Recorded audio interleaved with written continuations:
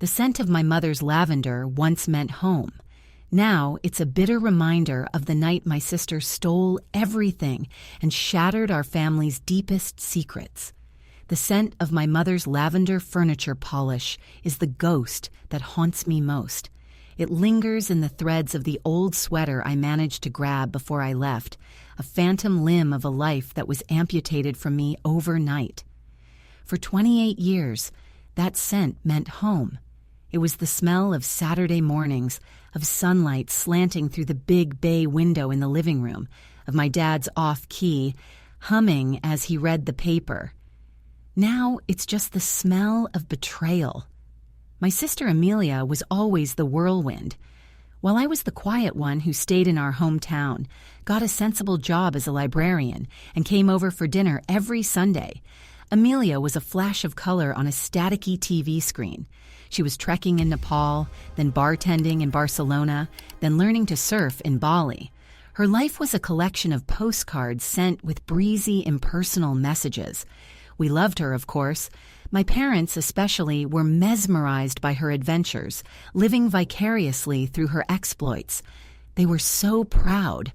I was proud, too, but a small, quiet part of me was always the anchor, ensuring the harbor was safe for whenever her ship decided to sail back in.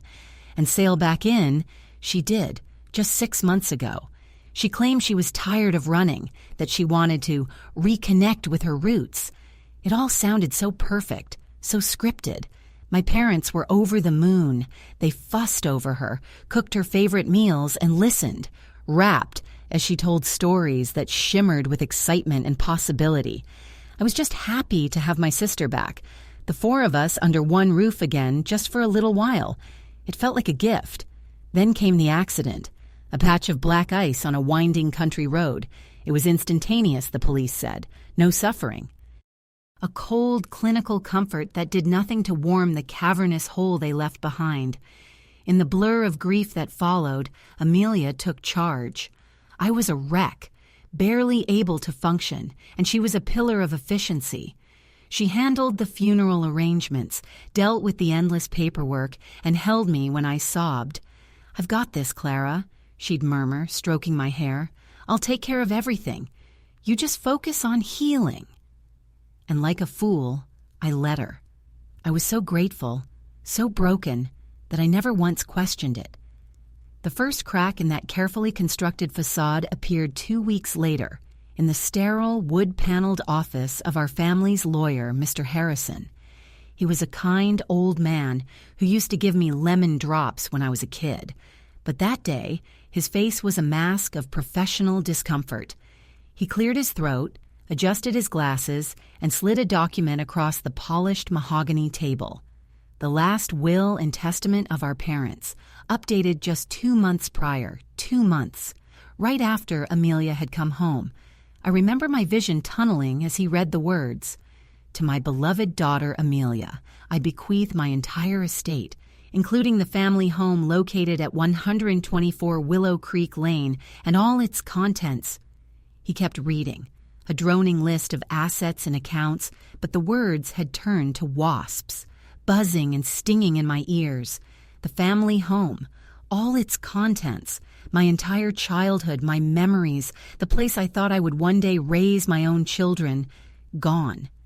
To me, his voice finally said, was left a savings bond worth $5,000, set up when I was born, and their deepest love and affection. I couldn't breathe. I looked at Amelia, expecting to see shock, confusion, anything. Instead, her expression was one of practiced, gentle pity. She placed a cool hand on my arm. "Clara," she said softly, her voice dripping with false sympathy, "I know this is a shock. We can talk about it later." "Talk about it?" I snatched my arm away. "What is there to talk about? Amelia, what did you do?" Mr. Harrison looked deeply uncomfortable. "Clara, the will is ironclad. Your parents were of sound mind. I witnessed the signing myself." Later, back at the house, her house, the real confrontation happened. I stood in the entryway, my grief finally solidifying into white-hot rage. "You manipulated them. I accused, my voice shaking. They were so happy you were home, you could have made them sign anything. Amelia didn't even flinch. She was leaning against the doorframe of the living room, arms crossed, looking at me as if I were a child throwing a tantrum.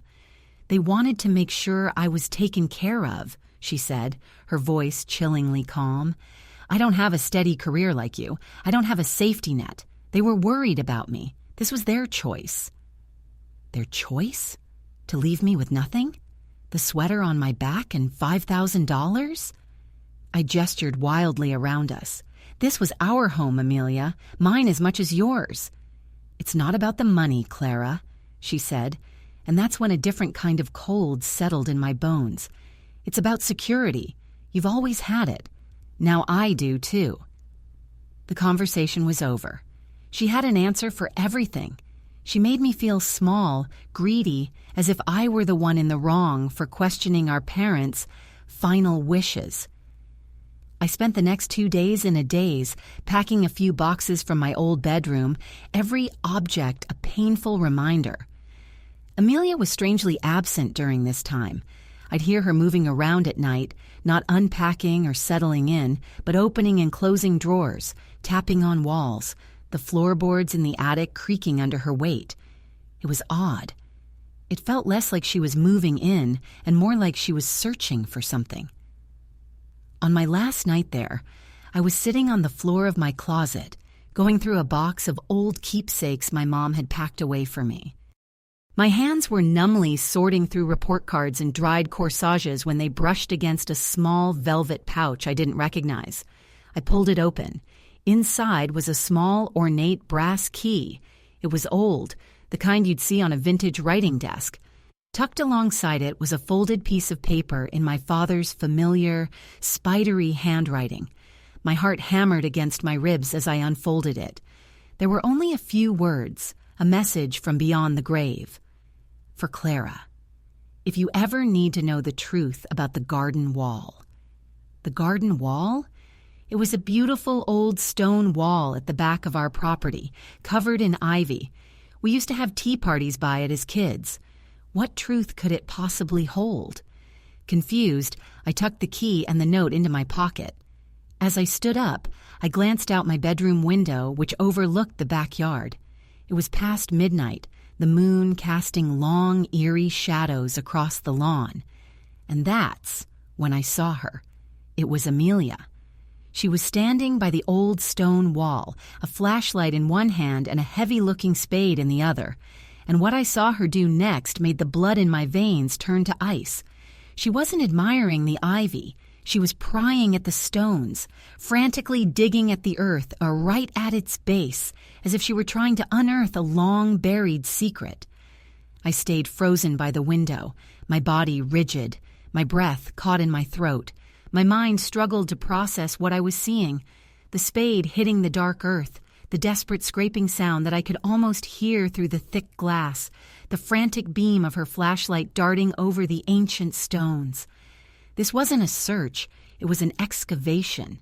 This wasn't about settling into a new life, it was about digging up an old one.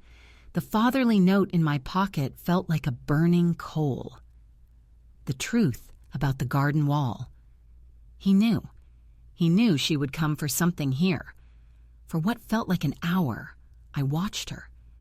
Her movements were jerky, fueled by a terrifying cocktail of adrenaline and despair. She'd pry at a loose stone, her shoulders straining, then toss it aside with a grunt of frustration.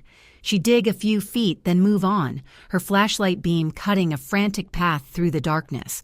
Whatever she was looking for, she couldn't find it.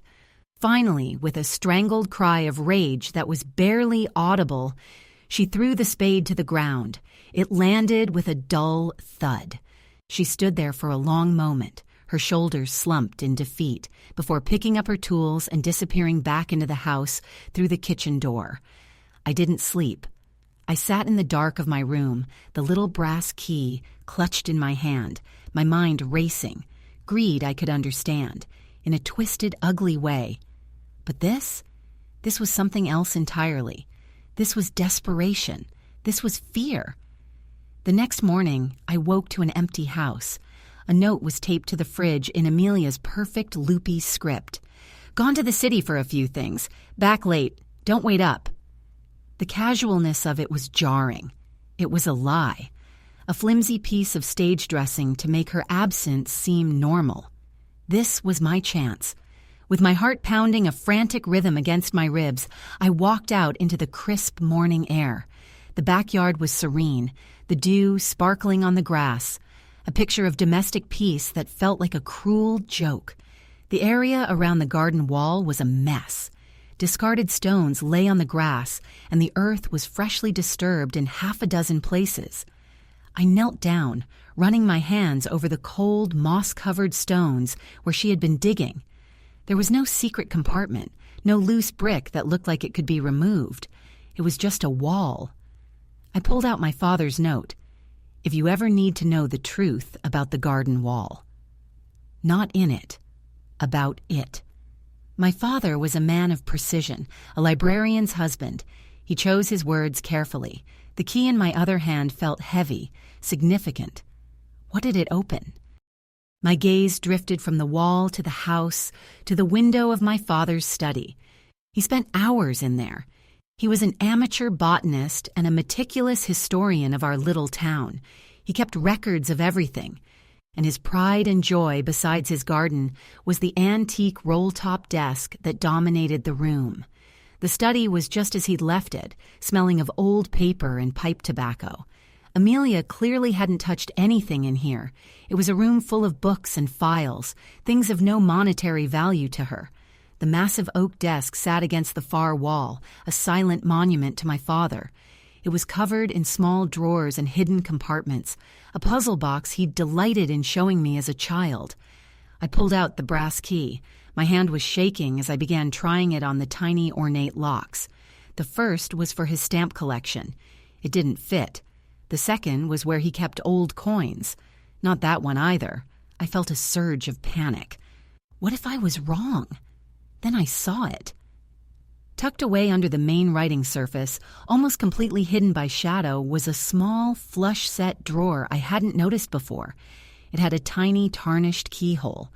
With a deep breath, I inserted the key. It slid in perfectly. I turned it, and there was a soft, satisfying click.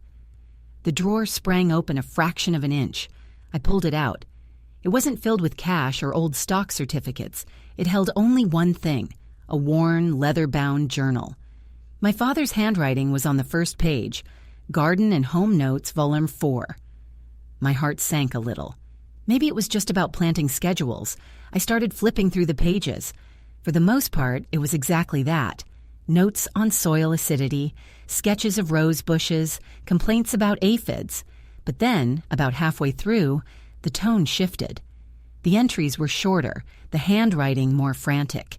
He was writing about Amelia. I found an entry dated almost a year ago, long before she announced her return. Sent another wire to Amelia. She says the problem is escalating.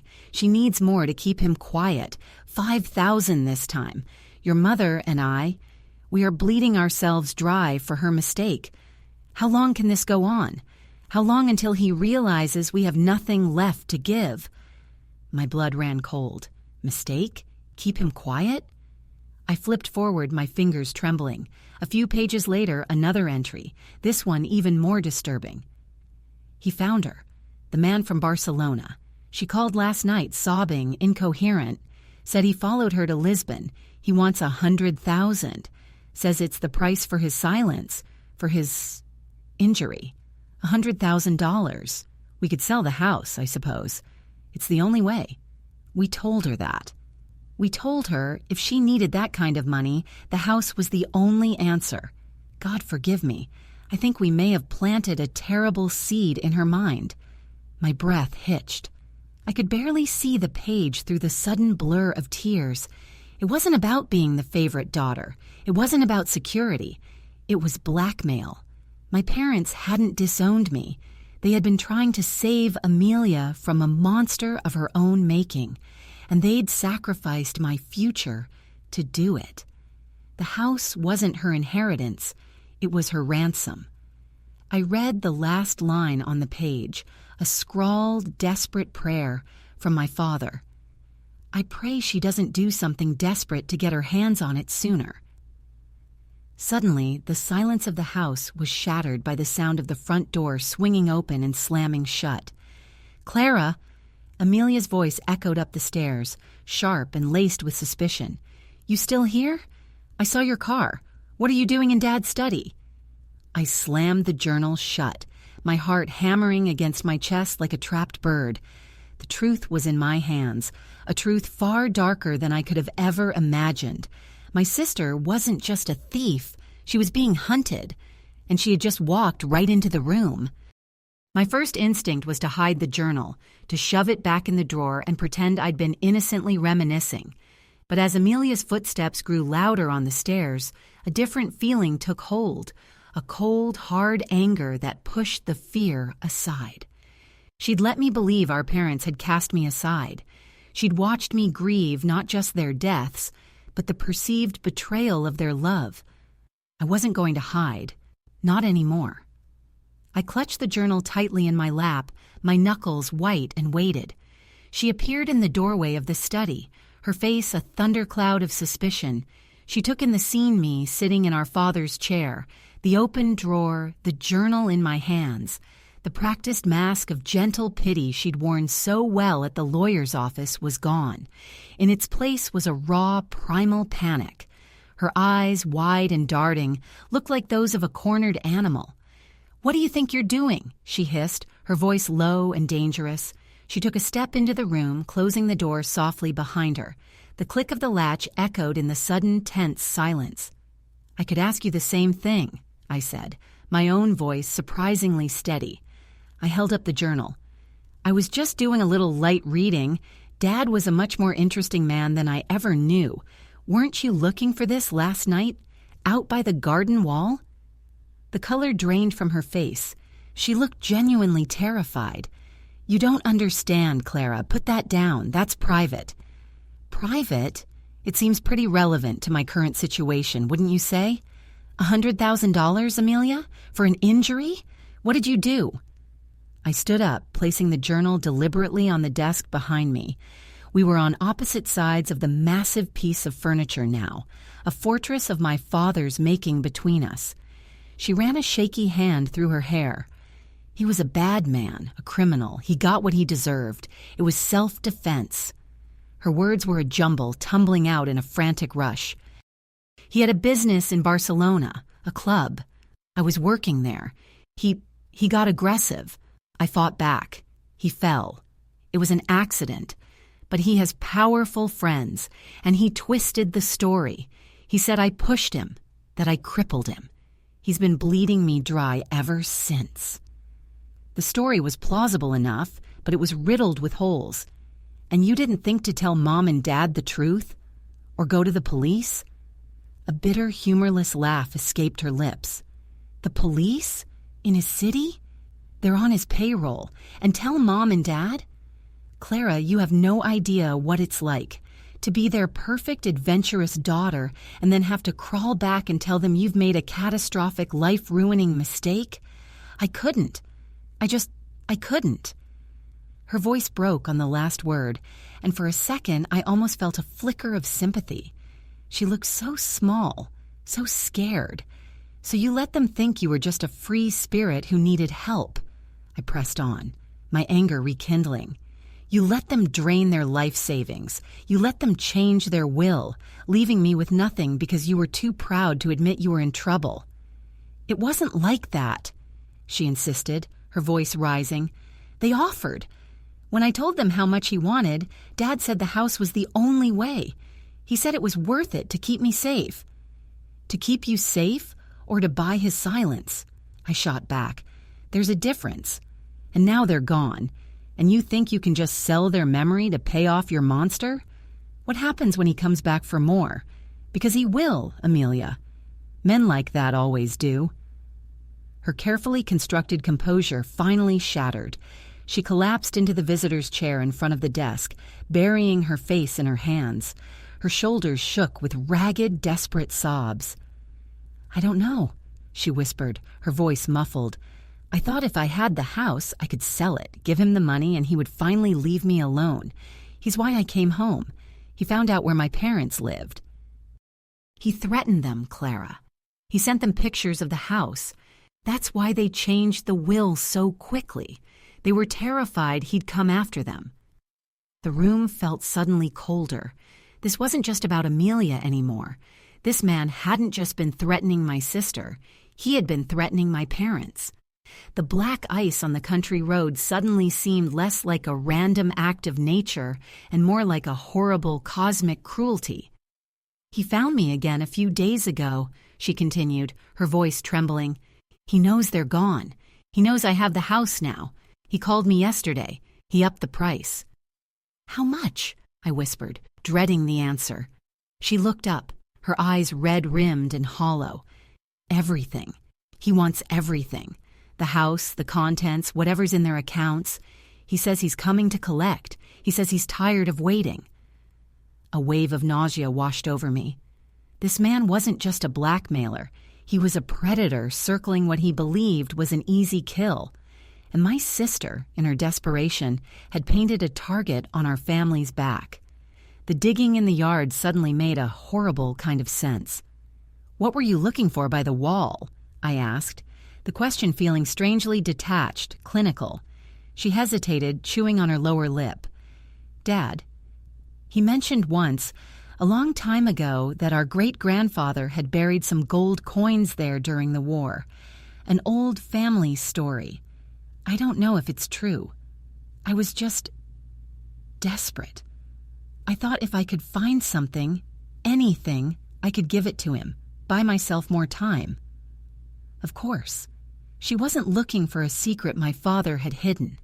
She was chasing a ghost story, a fool's hope. The real treasure, the real weapon, was the truth locked away in his study, the truth that was now sitting on the desk between us. Just then, a sleek black car I didn't recognize pulled into our driveway. It moved with a quiet, menacing confidence, its tinted windows reflecting the placid blue sky. My heart leaped into my throat. Amelia's head snapped up, her eyes locking on the window, wide with a terror so profound it seemed to suck all the air out of the room. "He's here," she breathed, the words barely a whisper. "Oh God, Clara, he's here." The car door opened. A man stepped out. He was tall, impeccably dressed in a dark suit, but he moved with a limp, one leg dragging slightly behind him.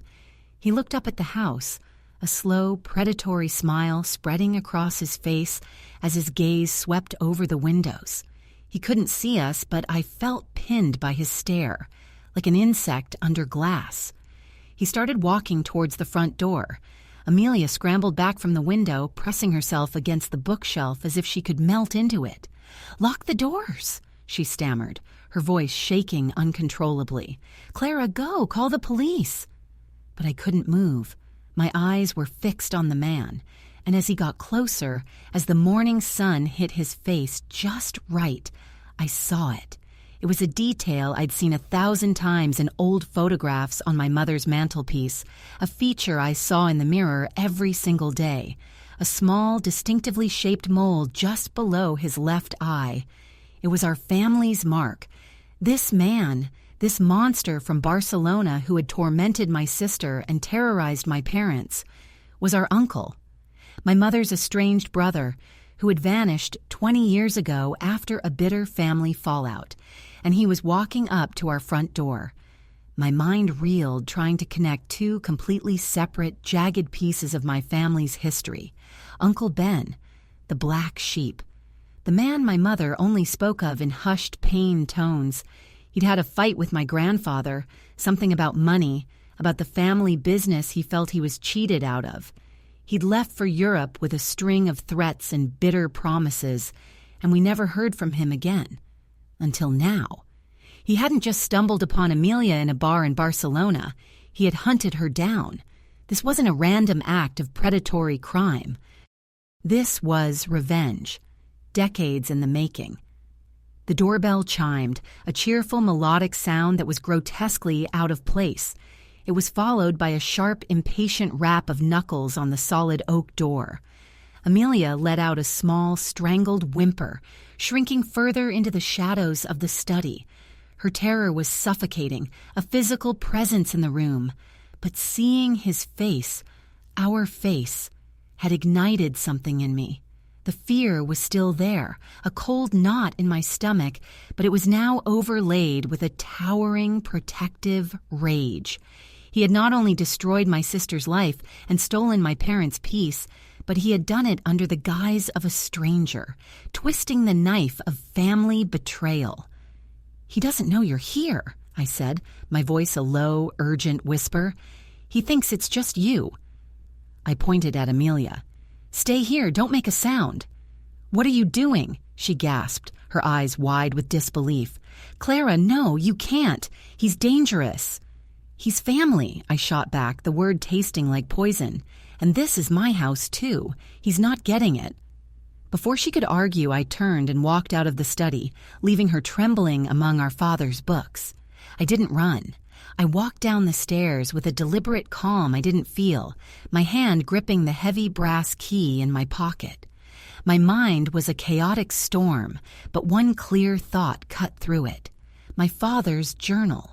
It was our only proof, the only record of the systematic torment my parents had endured. I'd left it on the desk. I prayed Amelia had the sense to hide it. Another series of impatient knocks echoed through the house as I reached the bottom of the stairs. I took a deep breath, plastered a look of mild, curious annoyance on my face, the look of a resident disturbed during her morning coffee, and opened the door. He was even more imposing up close. Taller than I remembered from the faded photos, with streaks of silver at his temples that only made him look more distinguished, more dangerous. His eyes, the same shade of blue as my mother's, were cold and flat as they surveyed me.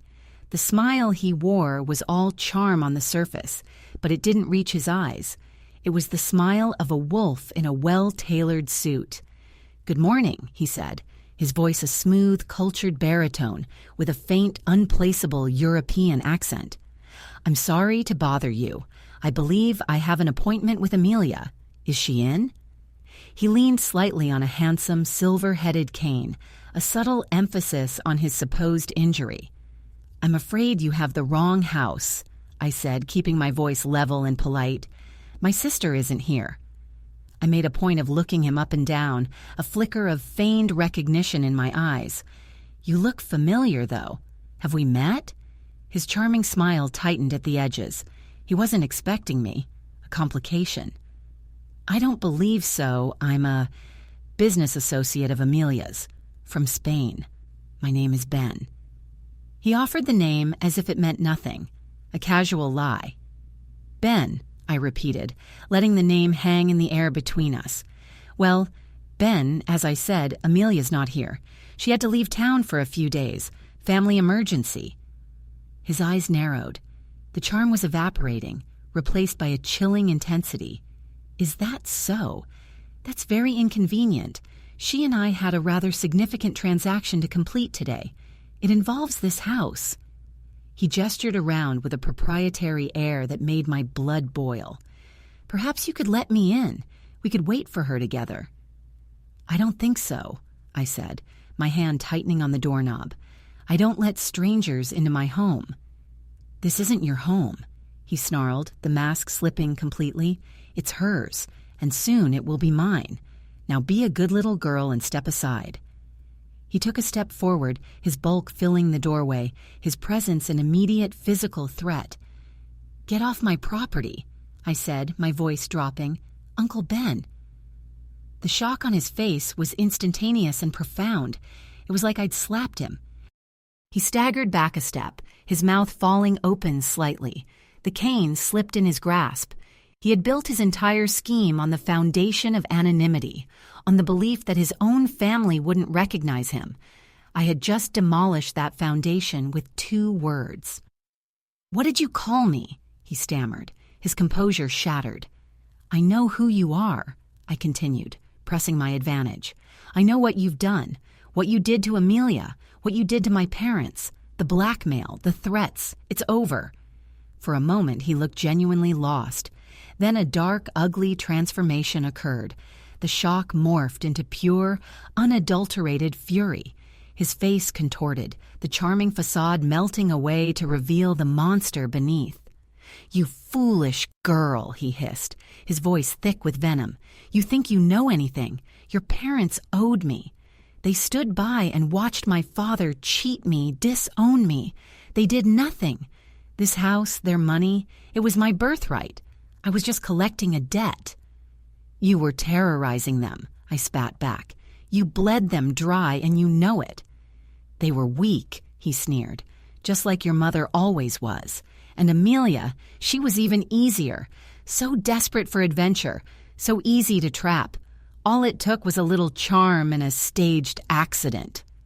He smirked, tapping his thigh with the head of his cane. "This? A theatrical masterpiece. Cost me a bit for the crooked doctor, but the return on investment has been spectacular."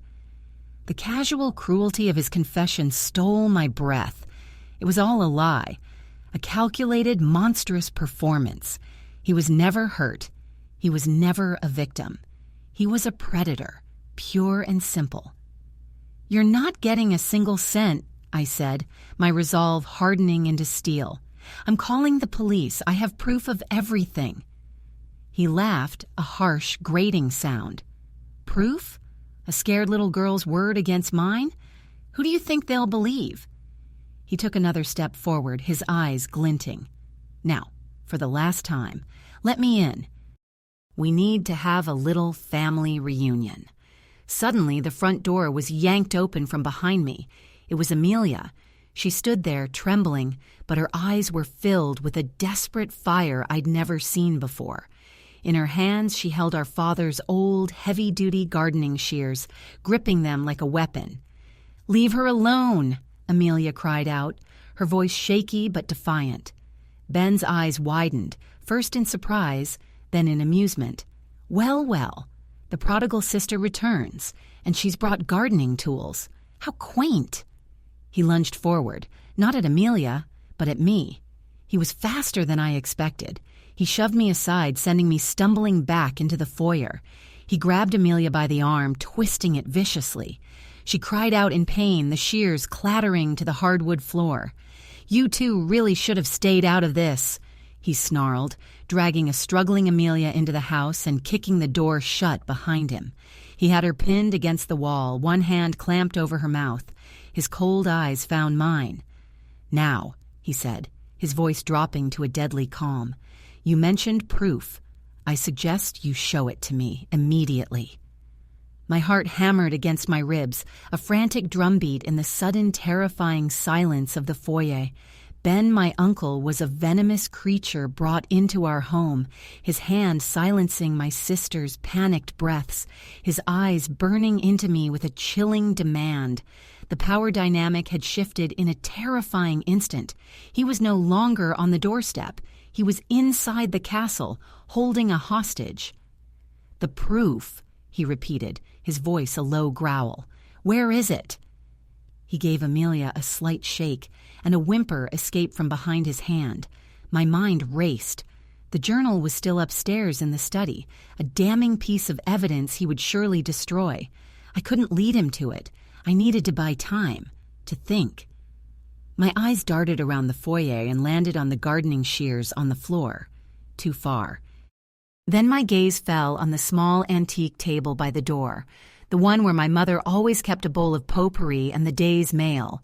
Lying beside the mail was a small, innocuous object, a digital voice recorder. My father, the meticulous historian, had been using it for the past year to record oral histories for the local town archive. He'd interview the oldest residents, documenting their memories. He was always forgetting it in his coat pocket, leaving it on tables. It was a habit that used to annoy my mother. Now it felt like a message from the grave. I'd been fiddling with it just this morning, listening to a bit of his last interview, and I hadn't turned it off. It was still recording. "It's not a document," I said, my voice shaking slightly. I forced myself to meet his gaze. "It's a recording of my father. He knew you were threatening them. He recorded one of your calls to him." It was a complete lie, a desperate gamble, but it was plausible. Ben's eyes flickered with uncertainty. He was arrogant, but not stupid. The existence of a recording was a loose end he couldn't afford. "Show me," he commanded. "Let her go first," I countered, nodding toward Amelia. "Let her go, and I'll take you to it." He smirked, a cruel twist of his lips. "I don't think so. She's my insurance policy. You'll take me to it, and then I'll decide what to do with both of you." He started to push Amelia towards the stairs. "After you." I had no choice. I turned and led the way, my mind spinning. The study was the only place the recorder would plausibly be. As we ascended the stairs, I could hear Amelia's ragged, terrified breathing behind me. The weight of her life was on my shoulders. When we entered the study, Ben shoved Amelia into the visitor's chair and stood behind her, one hand resting on her shoulder in a gesture that was both possessive and menacing. "Well?" he prompted, his eyes scanning the room. "Where is it?" My eyes swept over my father's desk. I saw the journal, half hidden under a stack of papers where Amelia must have shoved it. A small victory. I walked over to the desk, my back to him, pretending to search. "He kept it in one of these drawers," I murmured, pulling one open at random. My hand fumbled inside, my mind screaming for a solution, and then I saw it. Tucked in the very back of the drawer was my father's old emergency flare gun. He was a boating enthusiast and always kept safety gear meticulously maintained. It was a bulky, bright orange piece of equipment. It wasn't a real weapon, not in the traditional sense, but it was unexpected. It was a chance. "You know," I said, my voice trembling but clear, "Dad told me about you. He said you were always greedy, always felt the world owed you something. He said you broke our grandfather's heart." "Your grandfather was a fool who let your mother wrap him around her little finger," Ben snarled from behind me. "He cut me out. I was his only son." "He cut you out because you were a thief." I spun around, the flare gun in my hand, pointing it directly at his chest. His reaction was exactly what I'd hoped for. He didn't see a flare gun, he saw a weapon. He recoiled in shock, his hand flying off Amelia's shoulder as he instinctively raised both of his in a gesture of surrender. "Whoa, easy now," he said, his voice losing its confident edge. "Let's not do anything foolish. Get away from her," I ordered, my voice ringing with an authority I didn't know I possessed. He took a hesitant step back. That was all the space Amelia needed. She scrambled out of the chair, grabbing the heaviest thing on the desk, a solid crystal paperweight, and hurled it at him. It struck him square in the shoulder. He roared in pain and surprise, stumbling backward. In that moment of chaos, I acted. I didn't fire the flare gun at him. I aimed it at the high window of the study. I pulled the trigger. There was a loud pop and a whoosh as the flare shot out, smashing through the glass and streaking into the bright morning sky, leaving a trail of thick, brilliant red smoke. It was a signal of distress, a beacon of desperation that no one in our quiet neighborhood could possibly ignore. Ben stared at the shattered window, then back at us, his face a mask of disbelief and incandescent rage. He knew the game was up. Police, or at the very least, concerned neighbors, would be here in minutes. He lunged, not at me, but towards the desk, towards the journal I had so carelessly left exposed. But Amelia was there first. She snatched the leather-bound book and held it to her chest like a shield. "You're not getting it," she said, her voice raw. He swiped at her, but I moved, blocking his path, the useless flare gun still gripped in my hand. We stood there, two sisters united against the monster who had tried to tear us apart, a silent, defiant wall. The sound of a distant siren began to wail, growing closer with every second. Ben's head snapped towards the sound. The fight drained out of him, replaced by the frantic energy of a cornered rat. He gave us one last look, a look of pure, undiluted hatred, then turned and fled, limping down the stairs and out the back door, disappearing into the woods behind our house just as the first police car screamed into our driveway. In the aftermath, everything came tumbling out. With the journal as irrefutable proof and the digital recorder in my pocket capturing Ben's entire confession in the foyer, the police had everything they needed. An arrest warrant was issued, and a manhunt began. The will was contested and immediately overturned on grounds of duress and manipulation. The house, our home, was placed rightfully in both our names. Amelia and I sat in the living room that evening, surrounded by the quiet hum of our parents' house. The air was thick with unspoken words. "Clara," she finally whispered, her eyes filled with tears, "I am so sorry. I was drowning, and I was so ashamed. I almost let you drown with me." I reached over and took her hand. The anger was gone, washed away by the adrenaline and the terror, replaced by a deep, aching sadness for everything we had lost, and a profound relief for what we had almost lost. He preyed on your fear, Amelia, and he preyed on their love for you. It wasn't your fault. It wasn't a full absolution, and we both knew it. The scars of her deception would take time to heal. But in that moment, facing down our family's demon together, we had found our way back to each other. The inheritance wasn't about the house or the money. It never was. It was about the memories held within these walls, the love that had built it. Ben's motivations were worse than greed. They were born of a bitter, vengeful jealousy that sought not just to take, but to destroy. He wanted to poison our parents' legacy, to turn their love into a weapon that would sever the bond between us. And he had failed. We were still here. We were still family. And in the quiet of our reclaimed home, surrounded by the lingering scent of lavender, we finally began to heal.